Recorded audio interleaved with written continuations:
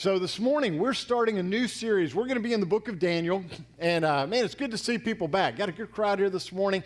Folks are starting to come back, and that's a wonderful, wonderful, wonderful thing. Had a good crowd last week at Easter, and so we just wrapped up our series, Following Jesus from Heaven to Calvary. Now this morning, starting in the book of Daniel, and I've titled the series, Keeping Your Wits in a Wacky World. That fits, doesn't it? There are things happening right now that we never in our lifetime would have ever imagined. You would have even, the things would have come off your lips that are happening in the world around us. But it is. It's nuts. And so what's a Christian to do? Well, Daniel found himself in the same situation. And this morning we're going to be looking at his move and how he got to where he was and the setting in the background. So let me ask you as we're starting, how many of you have ever moved to a new city? A lot of you. There aren't a lot of how many native Floridians are in the room this morning? Wow, there might be a dozen of us. Not bad. That's good.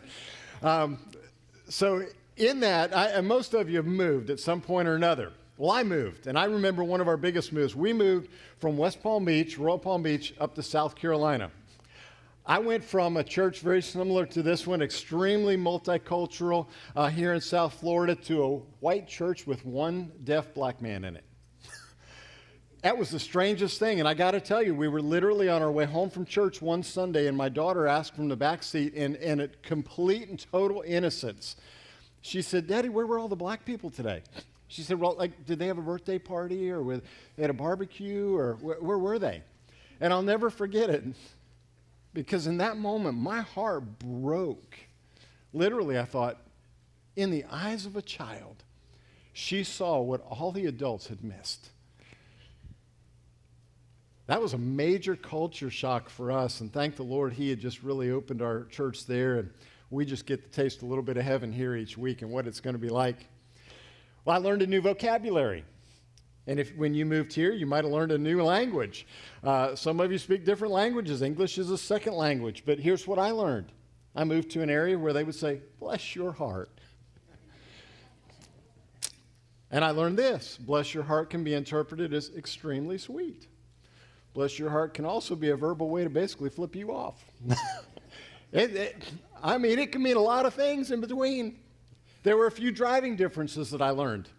Here in South Florida, you know that you get passed. It's not uncommon to get passed by a Rolls Royce, a Bentley, a Lamborghini. And I got up there and I was passing John Deeres and pickup trucks. And it was very, very, really it was different. You pass a combine on the road or a spray machine, you think, this is different. I remember riding down the road and said something to my wife. I said, this place is dirty. Look at all the litter, the trash along the side of the road. And she looked at me like I was born yesterday, and she said, "That's not trash, that's cotton." I went, okay, I didn't know that. I grew up here in South Florida, and I really genuinely didn't know. I learned this. A car horn, when you hear it blowing here in South Florida, means the light turned green 1/100th of a second ago and you haven't gone yet. I got to South Carolina and a car's just sitting there at the traffic light and they're not going anywhere and it's been green for a little while. I tapped that horn and I learned never to do that again, because what that meant was they looked in the mirror and adjusted it and looked to see. I could see they're looking and turning around, and they finally waved, and I thought, oh, that is not what I wanted. So a horn in South Florida means go. A horn there meant hey. It's just cultural differences, not bad. Neither place wrong. Both places just have cultural nuances, and some are good and some are bad. We have those as well. But culture is constantly changing around us. And as culture changes around us, we have to realize this: the gospel never changes. And I don't care what country you're from. I don't care what state you're from. I don't care what cultural background or economic status you're from or familiar with. Reality is, this book doesn't change. It doesn't apply to some and not to others. This book is the same. The gospel is the same for everyone, everywhere, all the time. So as culture changes, what are we as believers supposed to do? There are weird things happening in our world. So I started just looking at the major changes going on in the world. When I would do funerals of older people, one of the things that really, really struck me is And you would have people, I've done funerals for folks in their 90s and hundreds, literally in their hundreds. And I always would kind of say, what did they experience in their lifetime? What did they see actually come into existence? So I went back just 50 years, and I looked at this Gallup blog on August the 16th of 2019 by Lydia Sade, and it's titled, 10 Major Social Changes in the 50 Years Since Woodstock. Now, some of these are good, some of these are bad, but here are some of the 50 changes we've seen. Religious attachment has waned. Church attendance is down across the board. You have a few mega churches that have grown, but reality is that most churches last Sunday, their attendances were back to what a regular Sunday was in 2019. I mean, that's just it. People have still stayed away a bit, and there's not the religious attachment there once was. Here's another one. For the last 50 years, marijuana became legal. Interracial marriage is now acceptable. Abortion became legal. Women in corporate or government leadership has become normal. African Americans in corporate and government leadership has become normal. We've seen that. President Obama, Vice President Harris. Americans now prefer smaller family sizes. Premarital sex is no longer taboo. Homemaking is no longer women's preferred vocation, and same-sex marriage has been legalized. Now, I told you some of those very good that it's changed, some of those not so great that it's changed. But the reality is those are changes in just 50 years. If you are 50 years old or under, all that happened in your lifetime, everything I just mentioned, and so much more. Well, I went on and said, okay, well, let's bring it a little closer to home. Cultural changes in the last 20 years. And I looked up some of those. School shootings increased. Climate change is blamed for all extreme weather events. Music has gone digital. See, some of you that still have 8-track players, which I actually had one in the first car that I had. Some of you have lived through the day of cassettes, where rewind meant give me a pencil and you stick it in the hole. You remember those. CDs, mini discs, all those are out. If you have CDs, you think, man, I have arrived. I have made it. I have the latest and greatest. Now it's hard to find a CD player. You realize that. Now it's streaming services. Streaming services are out there. Cell phones have replaced landlines. Imagine if you own stock in payphones. Texting has replaced talking on the telephone. Rideshare services have replaced taxis. All that's in the last 20 years. How about the last 5 years? What's really changed in the last 5 years? Working from home has become normal. Online education has exploded. Mental illness has skyrocketed. Amazon has completely changed shopping habits. Streaming services have replaced cable. Social media has stirred division. News channels don't report news. They now report propaganda on both sides. Men are now competing in women's sports. The government is now supporting puberty blockers, cross-sex hormones, and gender reassignment. And you think the world has gone nuts. Now, some of you think, preacher, you're not very woke. You're pretty bright. I'm not. But I'm also going to tell you this. I'm extremely biblical. And what we have to realize is that culture in the last 50 years has changed more than you could ever imagine. More than any of us ever could have imagined. But this book has not changed. The gospel has not changed. But the church has changed. The church, in some denominations, have been some of the biggest supporters of some of the craziness in this world. The churches, some denominations, are doing things that this book actually teaches against. So how do you know what's right, and how do you know what to do? And do you understand why I'm calling this series Keeping Your Wits in a Wacky World? Because the world around us has just lost its mind, and we can't afford to lose ours. So here's what you can expect in this series. Today's an introduction. In this series, we're going to talk about a man named Daniel. Spiritually minded young man. His friends, best known as Shadrach, Meshach, and Abednego. Not sure why we use Daniel's Jewish name and then we use their pagan names, but another thing we'll talk about as we get through there. They were forced to do some absolutely what we would call wacky things when they moved to a Babylonian culture. And in all of that, they stood firm in their faith and they watched God do supernatural things. So here's the premise of this. Do we want to stand firm in our faith, and do we want to see God do some supernatural things? That's the question for the church. If we're okay with status quo, if we're okay with coming down to the level of the world, if we're okay with just accepting things as they are around us, and we're good with that, then this series probably isn't for you. But if you want to see God do some amazing things, some supernatural things, if you want to see what happens when your faith is tested and when you stand firm and when you trust God as sovereign and supreme and we refuse to bow our knee, then you're going to be amazed and hopefully very, very encouraged in what we find in the book of Daniel, which is just so practical. So you have your outline there in the bulletin. Let's just dive in, and we're going to move quickly today. It's an introduction. But today, a general introduction to the book would be this. I'm going to test you this morning. Who do you think the author of the book of Daniel is? There you go. You got it. Now you say, how do we know that this is accurate? How do we know that the book that we have is good and it can be trusted and it hasn't been changed and all of this? Well, they found a copy of the book of Daniel in Qumran Cave number 4. Those of you that have been over to Israel with us, and I keep saying this, and I have people every week say, I'd like to go. If you want to go to Israel on our next trip, you put it on that yellow card, and when we get enough people, we'll put a trip together. So you just keep letting me know. The number's growing. But we were there. We were there, and in that cave, number 4, they found a copy of Daniel that said, this is accurate. When they put the comparison together, things had not changed. It can be trusted. The Word of God is authoritative and real and true, and we can trust it. Well, let me give you a real quick outline of the book. Here's what you can expect. If you had to just break this down real quick and you were going to outline the whole thing, you could outline it like this. Chapters 1 through 6 give the historic perspective. It's kind of a personal read, and we're going to study the person, the prophet of Daniel. Okay? Then chapters 7 through 12 is more prophetic.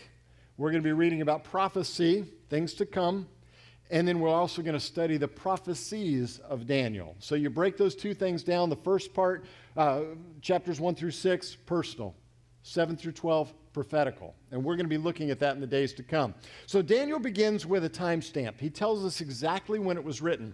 Sometimes people wonder, do we know when these books were written? Could they have written this book after this was already out there, and so they just copied what they heard, and that's not really original? And the reality is, no, he gives us the timestamp. We know exactly when it was written. So look with me there, Daniel chapter 1, beginning in verse 1. It says, in the 3rd year of the reign of Jehoiakim, king of Judah. So let me explain this. Let's get our timeline down. Let's nail it here, okay?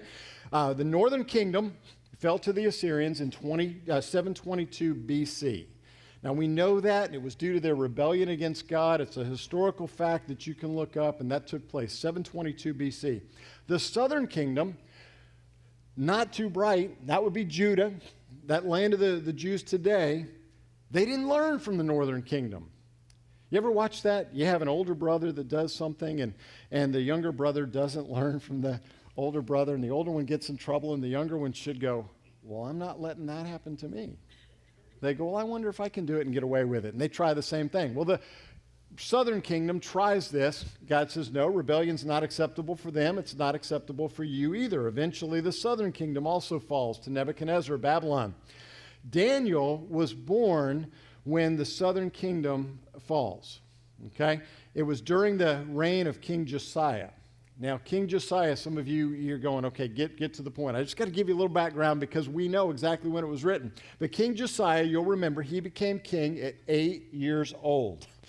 Wow. 8 years old. After his father was assassinated, he was a very good king, brought the kingdom back to God. Josiah died in 609 BC. Now, we know that the next king was King Jehoahaz. He was the younger son of Josiah, and Pharaoh dethroned him about 3 months, and he took him to Egypt. There were a bunch of kings in between in this time. It just one right after another, okay? And then you had Jehoiakim that came after him. He was the older brother of Josiah. That was 609 BC that he goes into power. 612 BC, the southern kingdom returned to her evil ways. That's just 3 years into his reign. And Daniel said this was in the 3rd year of the reign of King Jehoiakim. So we know exactly when this is taking place. It's about 612 BC. Now, even though it was written way back then, we know that the book of Daniel and all that he is sharing here is preparing us for such a time as this. We know that this book is, when you read it, you can almost see what's happening around us, and we can learn from it. How do you go about it? How do you face tomorrow? How do you stand firm in your faith when this is coming against you? So let's just dive in. Point number 2 here. I want you to understand that we're going to learn to trust God's sovereignty when things don't make sense. That's what we're learning from the book of Daniel as we study his life here and continue to roll through. Trust God's sovereignty when things don't make sense. What does the word sovereignty mean? It means this. He is not a puppet master. He's not a marionette to where he's up there pulling your strings and making you dance. That's not what sovereignty means. Some people think, oh, God is sovereign. He just pulls everybody's string and he makes this happen. God is sovereign, even in every circumstance, whether good or bad. God was sovereign when Adam and Eve chose to sin. God was sovereign when people turned away from him. God was sovereign when things are good or bad, okay? God's sovereignty doesn't change. It means he's above all, superior to all, supreme above all. That's what sovereignty means. So God is sovereign, okay? Look at verse 2, Daniel chapter 1, verse 2. And the Lord gave Jehoiakim, king of Judah, into his hand, with some of the articles of the house of God, which he carried into the land of Shinar, to the house of his lowercase g, there you see it, his God, and he brought the articles into the treasure house of his God. So the Lord gave Jehoiakim of Judah into the hand of Nebuchadnezzar. You look at this and you think, how in the world is all this taking place? Well, when nations would conquer other nations, they would take the treasures in the temple. This was customary. You go in and you raid the temple, you take vessels and articles and things from the temple, you take them back into your temple, and basically what you're doing is you're offering them as a sacrifice to your little g God, saying, our God is greater than the people's God whom we just conquered. That's the statement being made. And so they're taking these things back into the temple. You'll remember it was the Philistines when they captured the Ark of the Covenant. They took it back to the temple of Dagon. And they put it in there showing that their God was superior. No, it didn't stay there long, okay? In the same way as they took these articles, they would take people. And so here when Babylon conquers Judah, they not only took those items out of the temple, they took some of their youngest and finest and best people, of whom were Daniel and his 3 friends. So they're moved over to Babylon. Now, God's sovereign plan, listen, because in a world that doesn't make sense, you got to understand, God was still sovereign when Judah fell. God was still sovereign when those articles were taken out of the temple. God was still sovereign when Daniel and his friends were removed. That's all part of God's plan. He is actually using this to send the Jewish people to impact Babylon. And we look at that and go, but that's not good. I love the way that some of the versions read. In a verse that says in Romans, not all things are good, but God can work good from all things. And when we think about this, some of you are facing things that don't seem so good in your life right now. But God can work good from all things. I love the song selection that Pastor Robert put together for this morning. All of it focusing on this same point right here. That the world may not have everything going good, but God can still work good in the midst of a wacky world, can't he? When problems arise, when a pastor falls, when a devoted follower abandons their faith, when a job ends, when a marriage fails, when the finances run out, you put whatever on there. When you get that bad report from the doctor, here's the thing. God's still God. He's still good. He's still sovereign. And he can still be trusted. In all of this, we know that God can be trusted. So in this passage, the kingdom of Judah has fallen. Daniel and the others have been sent to Babylon. God's still sovereign, and they're not discouraged. They're not giving up. They're not turning their back on God. We live in a world where something goes wrong and people go, God didn't give me what I want, so I'm no longer serving him. I've knocked on doors and talked to people that said, oh, I used to. I used to do this, but this person hurt my feeling. This church did this. This happened. Listen, that God's still sovereign. Don't turn your back on God. So Psalm 103, verse 19, it says it this way: the Lord has established his throne in heaven, and his kingdom rules over all. So he's still at work in our lives. Regardless of the cultural changes, regardless of the craziness of this world, God is still in control. Now, you say, but I don't like my circumstances.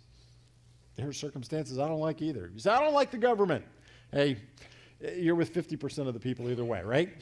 There are people that don't like government control or issues. They don't like world events. They don't like pandemics. They don't like all the stuff, but God is in control. Don't forget that. God is in control. So when we see that, look at point number 3 on your sheet there. We have to trust God's faithfulness during these times of attack. We have to trust God's faithfulness. The enemies of Babylon wanted to completely wipe away the memories of Judah. They were seeking to destroy these young men and the way that they would think. They wanted to rearrange it. They wanted to change the way that they dressed. They wanted to change the things that they ate. They wanted to change the language that they spoke. They wanted to erase all the memories of Judah and their God. Okay? The world is seeking the same thing in us today. And you say, you sound like a preacher of doom today. No, I'm just being a realist. But here's the hope. In a world that is, in my opinion, trying to destroy traditional Christianity, and we know that time would come. If they persecuted Christ, they will persecute us as well. In a day in which they're really trying to do away with conservative theology, I mean, seminaries are changing, theological positions are changing, statements of faith are changing. How do you change all that? How do you change what the Bible teaches and say, well, I've got this new revelation? You sound like Joseph Smith walking out of the woods one day. It's like you're the only person in the world that's right. All of these things that we've been taught through all of these years and these faithful men, and now all of a sudden you have some new revelation? Come on. You say, well, I just don't like what's happening. Again, I don't either in some cases. But the world changing around us doesn't mean that God can't be trusted. And yes, I do believe there are attacks against traditional Christianity. I don't believe that we have yet seen the persecution that's yet to come. Some of you thought wearing a mask was persecution. I got news for you. You ain't seen nothing yet. Read the scriptures and see what happens. The conservative theology, yeah, being attacked. Conservative policies and politics, yes, being attacked. Conservative faith, yes, being attacked. Read the news of what's happening around the world. Go up into Canada and read of the churches that they're chaining the doors of the church shut. Read around the world where churches that were meeting prior to the pandemic are now no longer open. They're being removed, torn down, locked up, and transitioned into other things. It's changing the world around us. But we also see that this happened with Daniel, and they didn't bend, and God did some miraculous things. So I want to challenge you this morning. God can still do miraculous things, okay?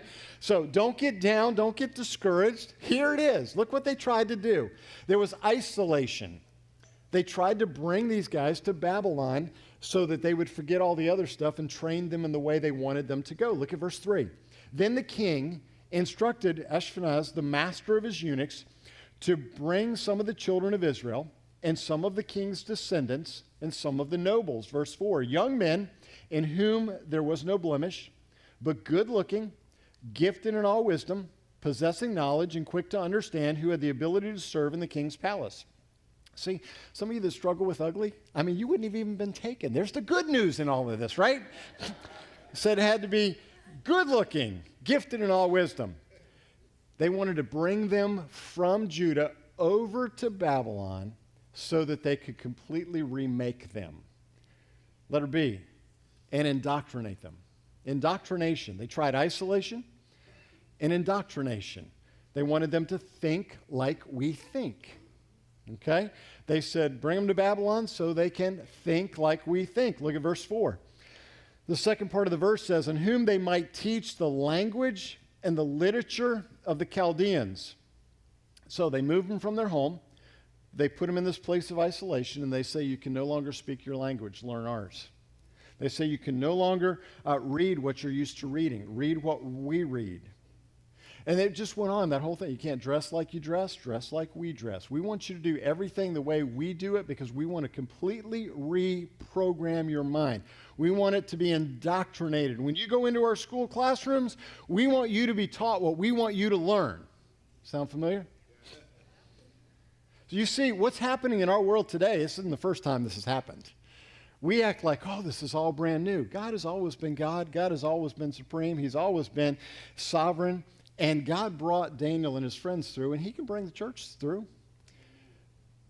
Next thing we see, not only did they try the isolation, indoctrination, but how about assimilation? Now we want you to live like we live. This is what the world is asking of Christians today, I believe. Look at verse 5.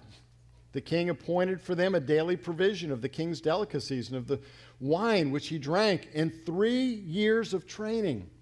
We think somebody comes to know Jesus and all of a sudden tomorrow they're supposed to know everything there is to know. Every place on the planet realizes there's a training process that takes place, except sometimes in the church, and we become so judgmental because a guy that was just born yesterday into the faith, now all of a sudden we expect him to be living as a mature believer, and that takes time. It also takes mentoring. It takes discipleship, older women teaching younger women, older men teaching younger men. It takes time in the body of Christ. We have to spend time together to do this. Why were they doing this? So that at the end of that time they might serve before the king. So here's one of the tests. It said, okay, here you are in our place. You have to assimilate into our culture. You can't eat what you're used to eating. Now you have to have the king's menu. It's a Babylonian diet, and it wasn't proper for the Israelites. They said, we can't do this.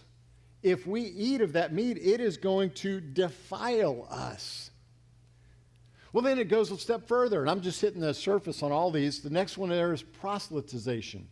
So isolation, indoctrination, assimilation, proselytization. They said, not only do we want to bring you to Babylon so you can think like we think and live like we live, we want you to worship like we worship. Look at verses 6 and 7. Now from among those of the sons of Judah were Daniel, Hananiah, Mishael, and Azariah. Isn't it funny that Daniel is the only name, the Jewish name that we keep, because his name was changed to Belteshazzar.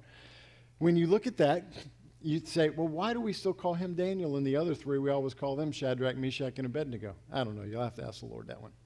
All right? Probably because it ended up in the story that way and it's easier to say. Well, it goes on. To them, the chief of the eunuchs gave names. He gave Daniel that name, Belteshazzar. Some say Belteshazzar. To Hananiah, Shadrach. To Mishael, Meshach. And to Azariah, Abednego. Why would they do that? When you study the customs and culture, you understand they desired to change their names because they wanted them to change their worship. Daniel means Elohim is my judge. They don't want him thinking about his God being his judge. They want his name changed. Now the king's going to judge you. Your name now, Belteshazzar. Hananiah means Yahweh is gracious. No, we don't want him thinking about Yahweh because Nebuchadnezzar's now taking care of you. God's not taking care of you. Your God's not taking care of you. The king is taking care of you. So get rid of that name that reminds you of God. We'll call you Shadrach. For Mishael, it means who is like Elohim. Well, who is like Nebuchadnezzar? We don't need to be thinking about your God. We need to be thinking about Nebuchadnezzar. Who's like him? How is he to be worshipped? We're changing your name too. You're Meshach. And then Azariah means Yahweh is my help. Oh, you don't need God's help. You have the king looking out for you. He wants to be worshipped. We're changing your name too. Now you're Abednego. And so they changed their names to change their worship. They were so intent on removing everything that they had been trained in and causing them to think this way that they had changed everything about them from their clothing. They wanted them to change their diet. They wanted them to change their language. They wanted them to change their names. They wanted them to be so fully indoctrinated that they forgot who God was. And in all of this, we have to learn also to trust God's deliverance when you stand for righteousness. Look here, Daniel chapter 1, verse 8. But Daniel purposed in his heart that he would not, what's that next word? Defile. Not just say no, I am not defiling myself. if we as the church will catch this concept, when we engage in sin, it's not just, I should have made a better choice. No, it's defiling ourselves before the Lord. When there's willful sin and we choose to engage in it, we need to understand it literally makes God sick. It's not an oops. This is a choice. It's a defilement, far more than just a simple choice. He said, I will not defile himself with the portion of the king's delicacies, nor with the wine which he drank. Therefore Daniel requested of the chief of the eunuchs that he might not defile himself. Now God had brought Daniel into favor and goodwill to the chief of the eunuchs. Let me point something out here. Daniel didn't fight the government. All right? There's crazy people out there, even in the religious world. Look at letter A on your sheet. Daniel won over the government leaders. He won them over. He petitioned them. He didn't rise up against them. He didn't cause all kinds of issues. He didn't raise a stink. He made friends with these guys. He won them over by treating them properly. Romans chapter 13, verse 1, if you haven't read it and you struggled all through the pandemic with, down with the government, read Romans chapter 13 and verse 1. All authority that is placed in power comes from God, and we're to respect it. Daniel knew, hey, God put that person there. God is sovereign. He knows my circumstances. I'm going to be nice to the guy and win him over. Letter B, Daniel wanted a religious exemption. Some of you wanted religious exemptions on things over the past several months. But for these Jewish guys to eat the king's meat, man, that's a true defilement. That is against my religion. I'm not going to eat this stuff because it's been offered to a pagan deity. I can't do that. This isn't a choice of, well, let me try a little bit. This is a choice of absolutely not. Exodus 34 verse 15 says this, lest you make a covenant with the inhabitants of the land, and they play the harlot with their gods and make sacrifice to their gods, and one of them invites you and you eat of his sacrifice. Daniel knew that. Writings of Moses, the Pentateuch, Exodus. No. When we go into a new land, we don't do that. And he believed it enough to follow through with it. Now think about it. He was in another country. Nobody would have known. Realize that. Nobody would have even known. He could have taken a bite. He could have just tried it. He could have said, hey, I've never had this before. Let me just try a little bit. Instead of that, he said, absolutely not. God knows. You've heard the old things, what happens in Vegas stays in Vegas. What happens here stays here. And people engage in things or try things. It's like, no, Daniel said, God knows. And instead of doing, he could have said, what happens in Babylon stays in Babylon. But he said, instead, I choose to follow God. I'm not going to bow my knee to these other idols, these pagan gods. Daniel chapter 1, look at the second part of verse 8. Therefore he requested of the chief eunuchs that he might not defile himself. And now God had brought Daniel into the favor and goodwill of the chief of the eunuchs. And the chief of the eunuchs said to Daniel, I fear my lord the king, who has appointed your food and drink. For why should he see your faces looking worse than the young men who are your age? Then you would endanger my head before the king. So Daniel said to the steward whom the chief eunuchs had set over Daniel, Hananiah, Mishael, and Azariah, please test your servants for just 10 days. Let them give us vegetables to eat and water to drink. Then let our appearance be examined before you, and the appearance of the young men who eat the portion of the king's delicacies as you see fit. So deal with your servants. So he consented with them in this matter and tested them 10 days. 10 days. Here's the chief of the eunuchs. He was concerned that if these guys look sick, my head is coming off. I need to make sure these guys are well taken care of. They've been placed under my care. I got to make sure they're good. But think about it. They were going to be trained for 3 years. So what's 10 days, right? They're not going to appear before the king for 3 years, so they get 10 days. 10 days, are you really going to see that much difference? Well, when you're eating delicacies versus vegetable and water, man. So what happens? Daniel's expecting a miracle. Some of you are being put between a rock and a hard place. There may be a decision that has to be made at work. Somebody's asking you to do something that's wrong. There may be a situation where you are being asked to do something that violates Scripture, to engage in something, to support something, to endorse something, and you say, well, I don't know what to do. I can't. And the reality is that Daniel was asking the impossible, but he was expecting a miracle. Is it wrong for us to expect miracles today? Same God, right? Same miracle-working God. We sing about it.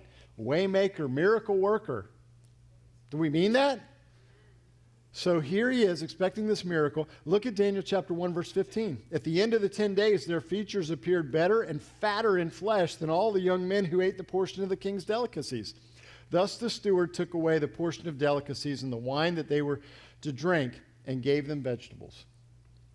Now, I wouldn't have liked that, but Daniel liked that. This idea of the vegetables and the water, they were fatter than the guys that were eating the meat. That doesn't make sense. People say, you really believe the Bible? It says things like this that don't make sense. Yeah, because I believe in God. And I believe that God can do whatever he wants to do, given whatever circumstances we give him, anytime he chooses, anytime he wants, to accomplish what he wants to accomplish to prove who he is. And he did it right there. And Daniel was expecting this miracle. And if Daniel wouldn't have had the courage to expect God to do something special, then Daniel would have caved in and he would have been no better than anybody else there. But he did it to bring glory to his God, who is sovereign, faithful, and can be trusted. So this first chapter here is just the introduction to the book, but we're hearing about this guy that was just absolutely amazing.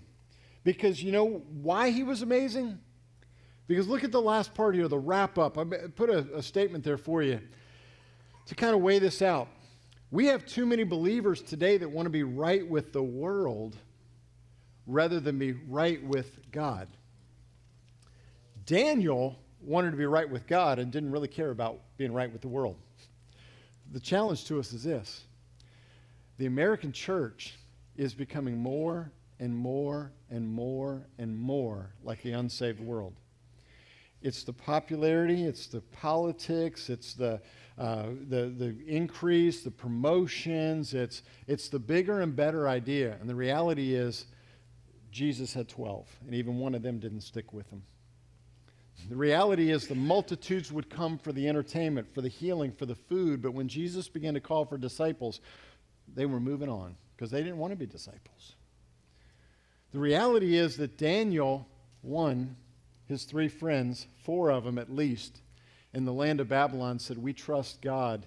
And all this other stuff around us, we'd rather be right with him than eat the finest meat, drink the finest wine, live in the finest accommodations. We would much rather be right with God than right with this world. So I want to ask you this morning, which one would you rather be right with? Are you willing to compromise, to give just that inch, to do something that maybe if it happens in Babylon, it stays in Babylon kind of thing, to try things that you ought not try? You know that nobody else would ever know. In relationships, tax season, around all these other things that we're doing. Yeah, that little white lie, that little thing, that little taste, that little test, that little one night, all these things that the Church of Jesus Christ is finding ourselves involved in as well in the mess. And Daniel says, absolutely not. I trust my God. He's sovereign. He's faithful. He can be trusted, and he can still work miracles, and I'm going to trust him to do this. So I want to ask you this morning, are you trusting God? Are you trusting yourself? Because that's what it really comes down to this morning. Are you believing God can make the right things happen, that if you stand for him, that he's going to provide a way? Those children of Israel standing at the edge of the Red Sea, they had 2 choices. Trust God or die.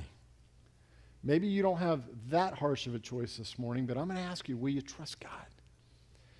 If you have kind of wavered in your faith, you're not as close to the Lord as you once were. You're not as strong in your faith as you once were. You're not as committed. You're not praying as much. You're not reading the scriptures as much. You're not where you once were. I'm going to ask you this morning, would you take a moment and just recommit before the Lord? God, help me to have the faith of Daniel. Help me to have the commitment of Daniel. Help me to trust you like Daniel did. If you're in here this morning, you say, man, preacher, I don't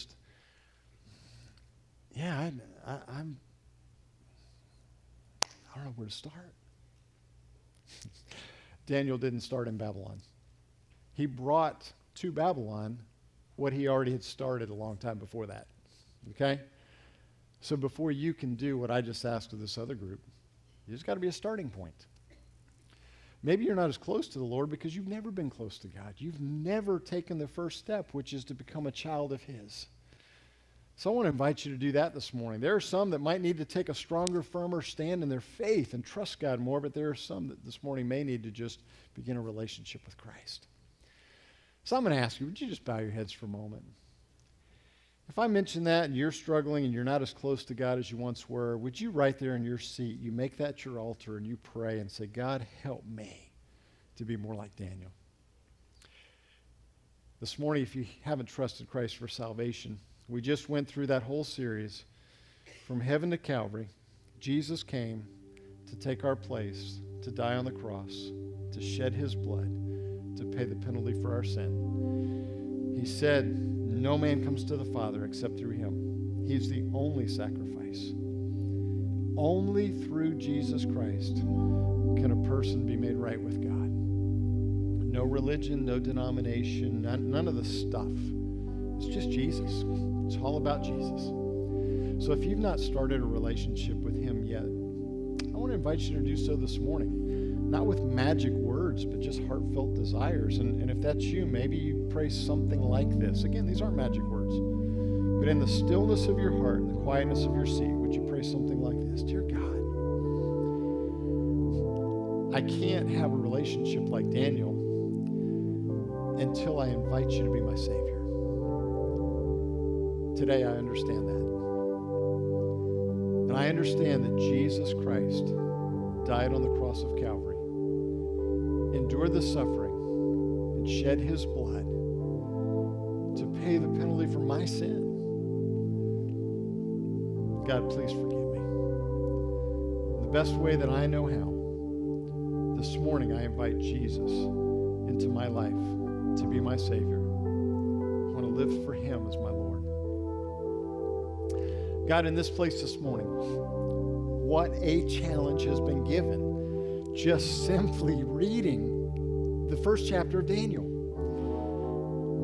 We're in a crazy world. We're in a world that has absolutely lost its mind, but it doesn't mean that we have to lose ours. God, you have shown us how to navigate through this with books just like this one, where we can watch the example, the walk of Daniel, his faithfulness, his belief in your sovereignty, his belief in your faithfulness, his trust in you, to know the next step, to know how to work through these things, to stand firm. And God, that's my prayer as a pastor for this congregation, that you would help us to be faithful, to trust you. And it really comes down to, if we trust you, we'll be faithful. And if we don't, we won't. So God, this morning, help us to trust you. And for those this morning that invited Christ into their life, Lord, I want to be one of the first to welcome them into the family of God. Thank you for the gift of salvation, the forgiveness of sin, and the opportunity that we have to be part of your family. In Jesus' name, amen.